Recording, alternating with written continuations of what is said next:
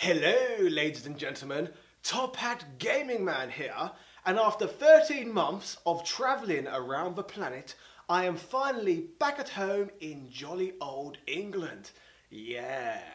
I would have thought after all this time that by the time I got back I would have really severe holiday blues and I would just want to be back in the sunshine. However, fortunately, I'm actually really pleased to be home. I've really taken this country for granted at times, to be fair, and there's just so many things I'm enjoying here, and it's just great to be back, to be honest. Even just stepping off the plane was not a novelty in itself, as the flight attendant said to me, "Cheerio! You can't ask for anything better than that, can you? You know you're home when people say cheerio." Yeah.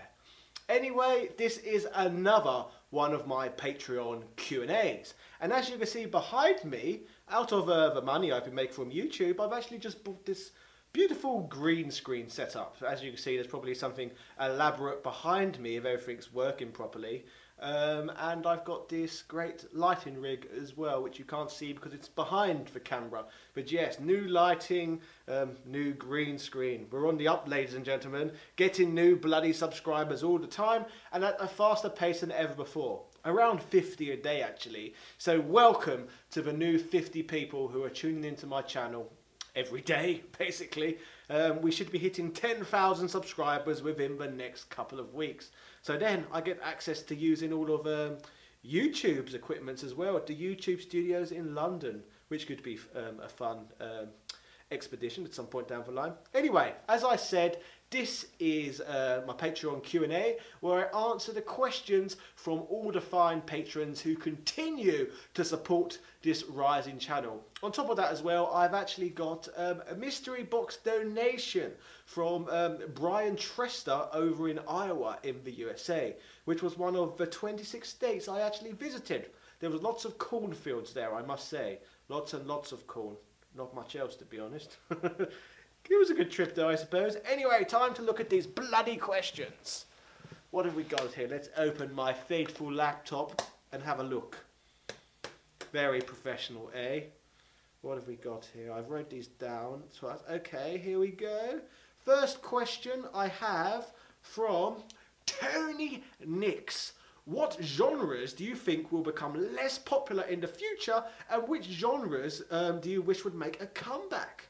Well, I'd say the ones that seem to be getting less and less popular, at least in terms of putting them up for sale in the first place. I'd say turn-based JRPGs seem to be slowly going out of fashion, like even the last Final Fantasy game, Final Fantasy 15, that was it was an action RPG, wasn't it? Which is outrageous when you think about it, because let's go back to 1990 bloody 3. They released Secret of Mana, didn't they? And when they released Secret of Mana, it was a Squaresoft game, and it had chocobos, etc., but they didn't call it Final Fantasy.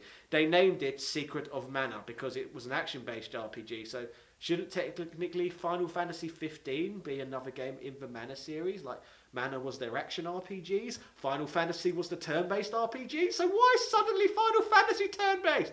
Anyway, I digress. What next? Okay, the games which I think will make a comeback at some point. We don't get any light gun games anymore, do we? Obviously, we don't use CRTs anymore, so obviously light guns won't even work on a bloody, what would you even bloody call them? LCD or plasma screen televisions, but we still had the Wii with their motion sensor bar, etc., so those had a couple of light gun games on them. But yes, everyone loves bloody shooters, don't they? They sell like bloody hotcakes. So surely, in this day and age, shooters using actual bloody guns should be even more popular. That seems to be the main thing most people seem to use consoles for now. Just simulating killing people. Everyone must be bloody unhappy, mustn't they? But, oh, I know, I spend all my free time pretending to kill people. Yes. Like Tesco Value Jack the Rippers. Next question from the Bit Vault. What is the best game you've ever been gifted that you never asked for? And for fun, what was the worst? Okay, the best one I think is very, very easy. I've talked about this on my channel before. My mother bought me Mega Man X as a child, and I'd never experienced the Mega Man series in my life. She chose that game for me simply by going to, what was the shop? Electronic Boutique, which was the main gaming retail chain in my country at the time, and just asked the man behind the counter what would be a good game for my son. And she actually used that line quite a lot, and I ended up with a lot of good Super Nintendo games just for asking for help. So I didn't get that much shovelware as a child because she had the insight to actually ask what games were good rather than just buying, I don't know, whatever licensed children's character was popular at the time. So that's how I got Mega Man X. Like, I'd never heard of Mega Man. Like I said, the Super Nintendo didn't do as well as the Mega Drive in my country. Everyone at school had Mega Drives. I was the only one with a Super Nintendo, and even other people with Super Nintendo I'd never come across Mega Man. So Mega Man X for me, very popular in the United States, Japan, etc. Pretty much unknown in Great Britain at the time. So worst, let's talk about worst. I'm going to say Sonic and the Secret Rings, which was just one of the many games I got with my Wii on Christmas Day in 2006. Like, I honestly couldn't believe that a Sonic game was so terrible, as the last one I played was Sonic Adventure 2, which was, it wasn't a great game, but it was okay. So seeing Sonic fall that low, that was awful. So yes, Sonic and the Secret Rings, yes. Next question from Anthony Darcy, my cousin. What local multiplayer games did you enjoy playing with your friends and family growing up? Me and my sister used to play lots of Super Monkey Ball and Mario Party games. You see why, although Anthony's a family member, he's asked me this because he's bloody 11 years younger than me, so it was a bloody different generation, I suppose. So yes, obviously I grew up with the Super Nintendo as my main console, and the games we used to play, me and my brother, and my uncle as well actually, was mainly Killer Instinct, Street Fighter, Super Mario Kart, Mario World, Donkey Kong Country, all the usual suspects you would expect on the Super Nintendo platform. I really wish at the time I had Secret of Mana, because that got released, but I just never heard of it until I grew up, unfortunately. But I would have loved to have played Secret of Mana back then. That would have been fan-bloody-tastic. Well, who have we got next? Antinas Garcia, if I'm pronouncing that correctly. Yes, I'm not quite sure. What's been the most challenging aspect of making videos for a platform like YouTube in your experience? Quite a few challenges, to be fair. What have I got here? Because I've made a few notes of each question. Thinking up new content, that's bloody difficult sometimes. That's the biggest challenge. Trying to think up content, what people will actually click on. And then after that, actually making an interesting enough thumbnail to essentially reel people in. That's why it's clickbait, isn't it? It's used as the bait to get new people in to watch the content. But basically, coming up with thumbnails which match the content I've produced, but at the same time are a good enough hook to get new viewers in. So I'd say thumbnailing is possibly the most difficult part. Something that's quite annoying as well. If it was up to me, well, if I could get people to watch content on it, but they won't, I would only cover the most obscure things possible on my channel. But sadly, it's really hard to get people to watch about more obscure stuff. Like, the stuff I've enjoyed making the most is stuff like on the Supervision, the Microvision and stuff like that. But I just don't get the bloody views in it. It's really sad. Like, everyone just wants to watch about Game Boy Advances and Vitas and stuff like that. I don't know whether it's a case of they want to watch about the more mainstream stuff. It's probably to do with, obviously, the searchability of certain things. Like, someone's going to search for Game Boy Advance, then watch my content. They're not going to be searching for the Microvision, are they? So really, someone's only going to be watching like Microvision and Supervision content if they're already a fan of my work. So yes, that's what I would like to do down the line on this channel, is go a lot more obscure, but I need a much larger subscriber base to be able to get away with that. What else have I wrote down which was difficult sometime? Oh yes, the grind of making content all the time. If you're doing it 2 or 3 times a week, you've got to keep up that motivation. But that's literally the only way you can grow to become a sizable channel these days, is literally, essentially treating it like a full-time job. I love it, it's so bloody fun, but at the same time I do have to treat it very seriously. Okay, so who have we got next? Matthew Porter. How do you find time to play so many games while keeping in tip-top physical shape? Ah, thank you, Matthew. Sadly, at the moment, if I don't like to admit it, I'm not actually in top physical bloody shape at the moment. I spent far too much time basically just travelling around the world, whining and dining, etc. And I'm underneath all of this clothing, I'm a little bit of a mess, if I'm honest. But if you've watched some of my previous content, like a couple of years ago, I was in bloody top shape, really top shape, like ripped like bloody Peter Andre or something like that. And I fully intend to get back into that condition as well. And to be honest, it's not difficult at all, to be honest. It doesn't take up much time either. The main thing is just commitment more than actual time, like actually having the drive to be disciplined with yourself. Like, you only have to spend about 3 hours a week in the gym to be in top shape, like about an hour 3 times a week, I'd say. Split up the body parts, and then on top of that, go on a strict diet. The diet I like to go on to get ripped fast is the keto diet, if you want to look into that. Basically, it's a diet where you heavily rely on protein and drop out carbs from your life. So when I'm on that, I only eat like 30 grams of carbs a day. So what I normally do for that is I eat a tiny little bar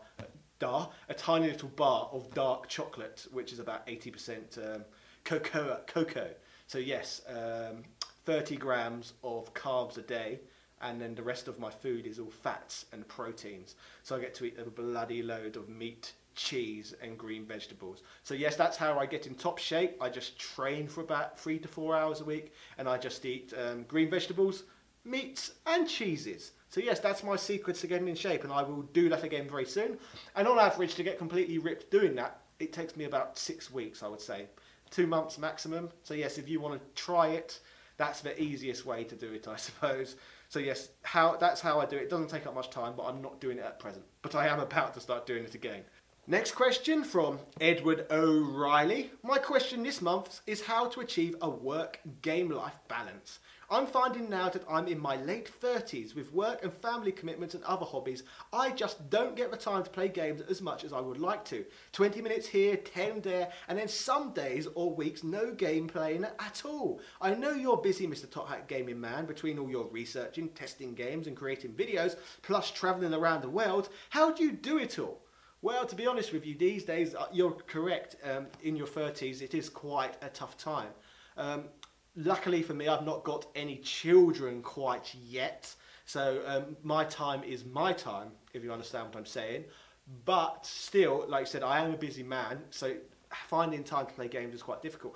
I find the best time for me personally is I usually game in bed now. So when I'm trying to shut my brain down, essentially, because I'm always thinking about doing, I want to do this, I want to do that, I want to do this, I want to do that. So when I lay my head down on the pillow, I normally give a couple of hours to gaming generally, and that's the general times I will play my games. Especially now, my life's about to get absolutely outrageous, so I'm going to need those few hours of gaming an evening to try and relax. Like, I'm about to train full-time as a school teacher. I'm going to be making a pro wrestling comeback. I'm going to be continuing to run this YouTube channel. I'm going to be going on a bloody strict new diet. I'm going to be going back to the gym.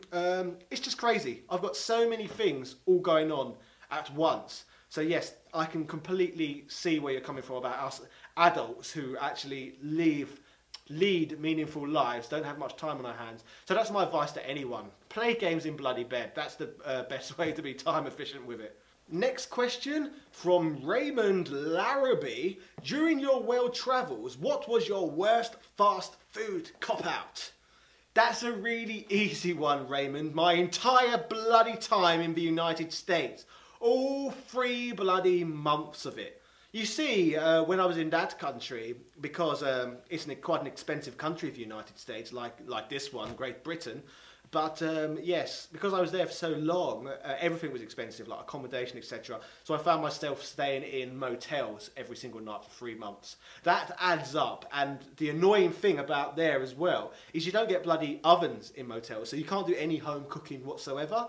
So essentially everything I lived on out there was from their crappy fast food restaurants and obviously Walmart as well, buying like tins of food and stuff like that to cook in the microwave in the motels. Or another thing as well, they have like counters there in Walmart as well where they basically serve you like macaroni on plates and stuff like that, and they have beef with macaroni as well, which is quite odd, I must say.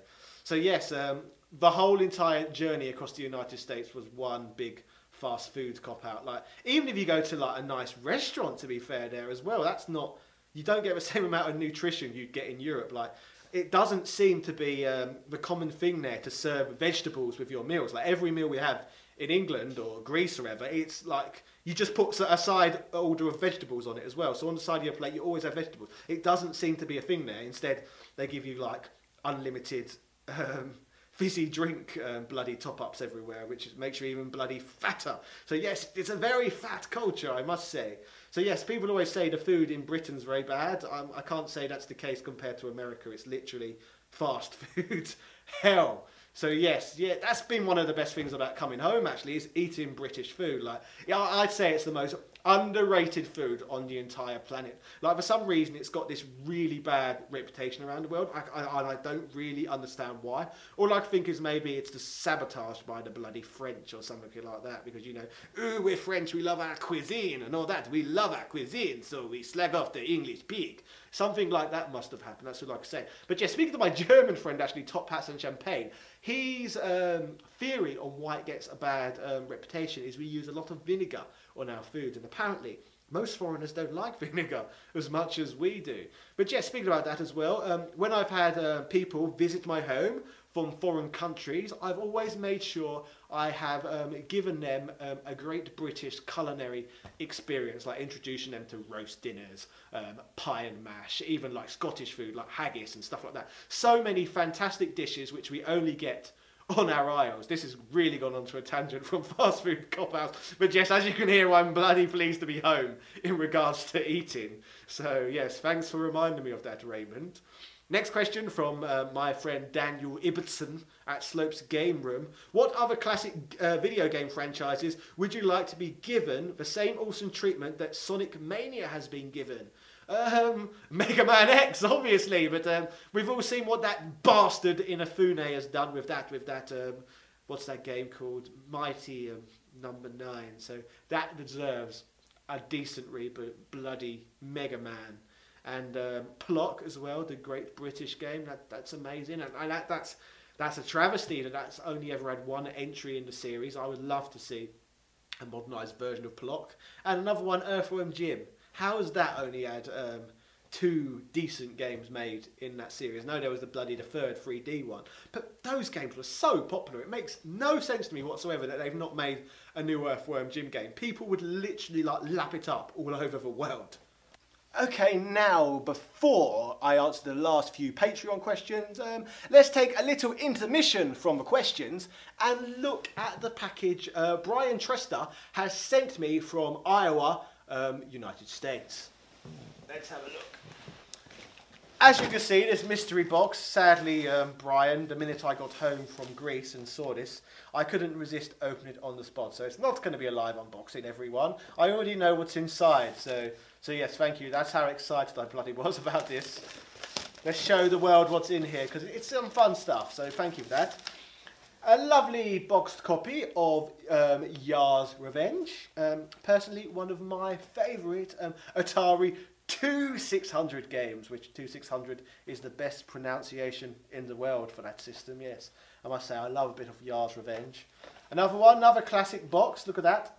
Asteroids as well, all the way back from 1981. Lovely. We've got in here Star Raiders. Now this is outrageous. Look at it. Look at the condition of that. Like, I'm not even one of these box fetishists who has to have everything mid-condition, but that's impressive, isn't it? This came from 1976, 41 years old, and it's in this condition. Look at that, 41-year-old game, and the box looks like that. Crazy. Whoever owned this must really not have liked playing games. They must have just left stuff and never used it. What else have we got here? So many things. Loads of like posters and manuals. This looks, it's all like Atari Lynx stuff here. So yes, lots of posters and stuff. We've got some Warbirds manual. I think we talked about Warbirds actually in my Lynx video. Robotron 2004. Rampart. Rampage. Quicks. Got all sorts there. We've also got, this is quite interesting, some boxed Lynx games. We've got Ishido here for the Lynx, boxed puzzle sort of game. And we've got Jimmy Connor's Tennis, actually factory sealed. Like, how crazy is that? Like a bloody sealed Lynx game. That's madness, really. Some loose Atari games. Basketball here. Yes, basketball. We have Berserk as well. Love a bit of Berserk. And like MASH, how American's that? MASH, that's got to be a US exclusive, surely. Like, it'd be pretty odd to have released MASH in my country. So yes, thanks for that, Brian. We also got soccer here for the Intellivision. I think I've got a box copy of that at home, actually. Like, everyone would have bought that. Bit strange though it wasn't released as football in my region, but then again, only 3 million people bought Intellivisions around the world anyway, so I suppose it would have been a bit pedantic to make different versions of everything when the system didn't sell very well. Anyway, what else have we got here? Oh, bugs as well for the Atari too. We've got an Atari Lynx power pack here as well. And I don't know what I've done with it. It doesn't seem to be in the box. I've misplaced it somewhere. But Brian actually sent me a bottle of Coke as well. From, what did he say in the letter? It's a bottle of Coke, and it's from Iowa's 150th statehood celebration, 150 years of corn. Yeah, and he specifically said not to drink it because it's so bloody old. Well, I know you're telling me not to drink it, and I won't drink it because it's a gift. Maybe you've never watched Ashen's channel because he's always drinking and eating old products like that. So I'm sure it wouldn't do too much damage. So, but yes, if you would like me to drink it, let me know in the comment section, Brian. Whatever would honour you, essentially. We've also got some Iowa ancient heirloom popcorn here. But it says I think it's some sort of gimmick popcorn as well, because it said it doesn't go out of date till 2018. So this popcorn, it's made by the Vinton Popcorn Company. It's actually just made to look really old and unappetising, but I will make this. Thank you. And yes, also last but not least, we have a Phantasy Star 2 hint book. And you know what's bloody convenient about this? Phantasy Star 2 is the only game out of the original 4 I own so far in my collection. So that's a lovely little coincidence. When I get round to playing Final Fantasy Star 2, this is actually the only Final Fantasy Star game I have. So that's great, Brian. So yes, thank you for all of these bloody gifts. So yes, any of you at home who want to send me stuff, I will greatly appreciate it. Who doesn't love a bloody freebie, after all? Okay, let's look at the final few questions. What have we got here?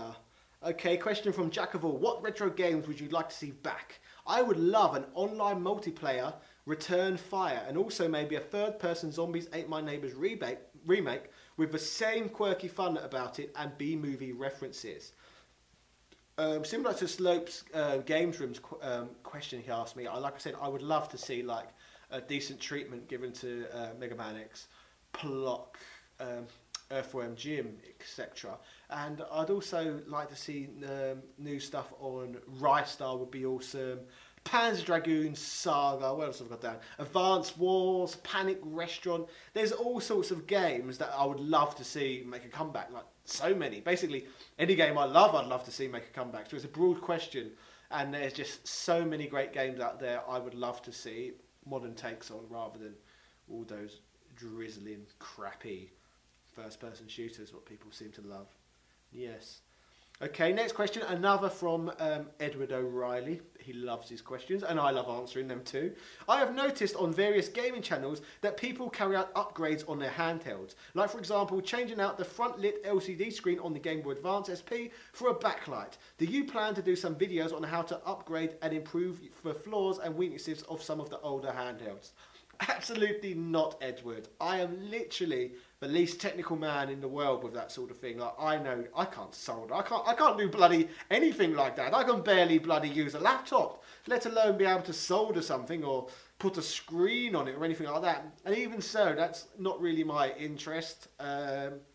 Basically, if I'm going to play using the original hardware, I want the original experience. Like, I don't really see the point of upgrading it. This is just my preference. Like, use the original hardware or bloody emulate on a superior device. Like, what's the point of being all complicated and doing it in the middle? Like, go one way or the other. Like, emulate on something modern like a JXD, or just use the original hardware. Like, don't fuck about essentially with things that don't concern you. But again, this is just my perspective and why I wouldn't personally do anything like that. And final question from Ian A. Chapman. You've already covered many deep dive retrospectives on your channel. Once you return home, Do you just plan on doing more of the same awesomeness, or will you try to take risks and move the channel in different directions? Well, as you can see, Ian, I am now home. So in terms of different directions, I'm definitely not going to take it in any direction too extreme. Like, for example, this channel is going to be 95% gaming related and nothing else, because I don't know if anyone's seen, there's a great video on game theory about basically growing YouTube channels. And essentially the way things work is, once you're covering one subject, you should essentially stick to it, because that's what your viewer base expect. And the minute you release something different, like for example, when I did that video of me eating spiders in Cambodia, or I done that other video on Powerpot's killing fields, then I'm getting less views because people have come to watch gaming content. And then the problem is, once you've released videos which are unrelated to your other content, then people aren't necessarily going to get a notification for the next video you've released. So really, I need people to be watching my content back to back to succeed, if you know what I'm saying, Ian. So yes, in terms of the direction I'm going in, I like to do it the same way I've always treated wrestling, and that is to keep things quite organic and interactive. So I will kind of be going in whatever direction, the way in which people respond to my content, basically. I do everything very response based, so depending what people are asking for in the comment sections, etc., is kind of the direction I'll be going in. Or if I say something that really winds people up, for example, I might dig a little deeper into essentially that rabbit hole and stuff like that, if you understand where I'm coming from. Apart from that as well, I would like to try some new things. And I am trying new things. Like, look at this bloody green screen behind me. There's going to be changes all the time. At the moment as well, I must say, I got back to England, and sadly, my own home is tenanted out with my tenants until December. So over that time period, I've got to stay here at my parents'. But as soon as December comes around, I'm back home and in my games room. So when I'm in my games room, I'm definitely going to be doing a lot of games console specific retrospectives. But in order to do that, I would like nice backdrops, etc. Be able to, basically, I want my games room so it looks a bit like, you know, the stereotypical gaming channels where they have the game collection behind very, very angry video game nerd sort of stuff, but obviously with my own top hat class twist, if you understand what I'm saying. So yes, in terms of direction, I'm just going to be organic and go with the flow and just see what happens. Basically, I only plan every week out at a time, essentially, anyway. So I will go wherever the wind blows. So anyway, ladies and gentlemen, thank you for your continued support. If it wasn't for all of you watching me all the time, then I probably wouldn't be making content, because what's the point in making content if no one's watching it, eh? It would just be for my amusement. Which would be a bit odd. So yes, thank you for all of your support. This channel is growing, and the bigger it grows, the more content I shall be making. Thank you, ladies and gentlemen. Cheerio!